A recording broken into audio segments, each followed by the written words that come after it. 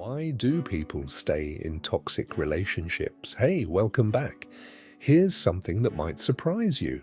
More people stay in relationships that hurt them than leave them. And I'm not talking about people who lack intelligence or self-respect. I'm talking about smart, capable people who somehow can't seem to walk away. So, what's really going on in their heads? Let's dig in. Okay, first things first.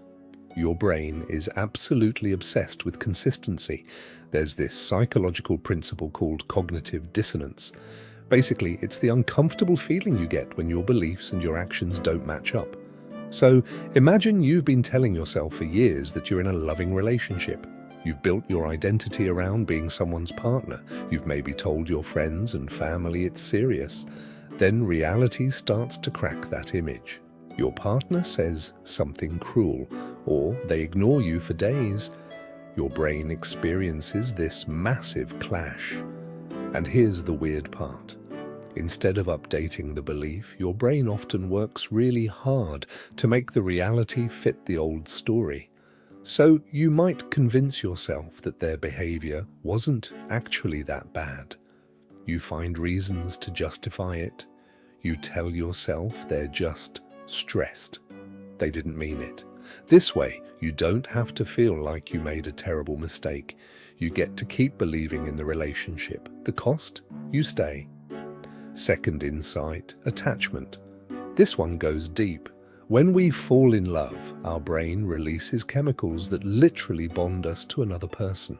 It's the same bonding system that connects mothers to babies. It's powerful. It's ancient. It doesn't care about logic. So even when the relationship becomes painful, your nervous system is chemically wired to seek closeness with that person. They've become your emotional home, even if home feels unsafe. There was this woman I read about named Sarah. She stayed with someone who criticized everything about her for 7 years.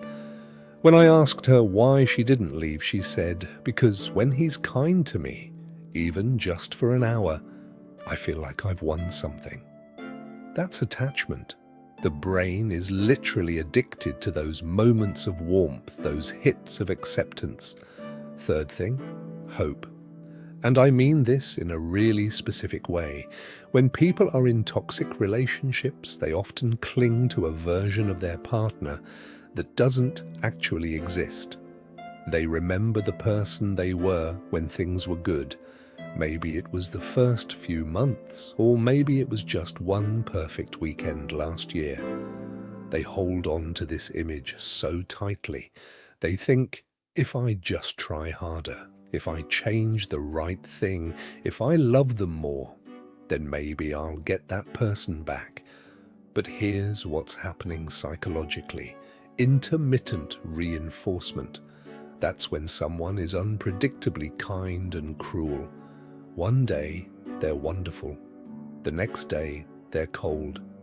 This pattern is actually more addictive than consistent kindness would be.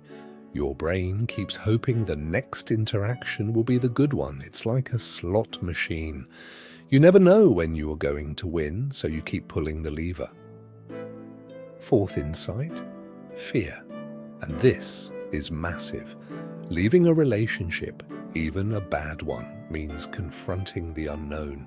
It means admitting to yourself that you made a choice you regret. It means possibly being alone. For some people, it means financial instability or losing custody of kids, or losing their community if the relationship was tied to a specific group. The devil you know feels safer than the devil you don't. So, the brain does this calculation. How much pain are you in now versus how much uncertainty and pain might you be in if you leave? And sometimes the current pain feels more manageable just because it's familiar. And here's the last one, self-worth.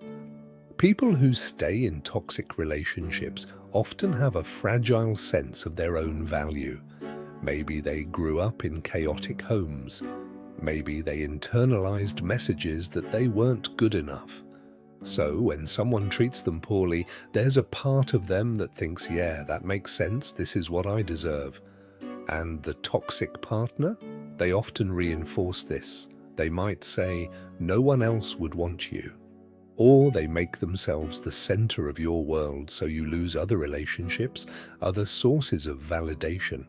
You start to believe that being with them, even painfully, is better than being without them, because at least then you're worth something to somebody. Here's what I want you to take away today. If you're in a relationship that makes you feel small or afraid, or like you're constantly trying to earn basic respect, that's not love. That's a trap.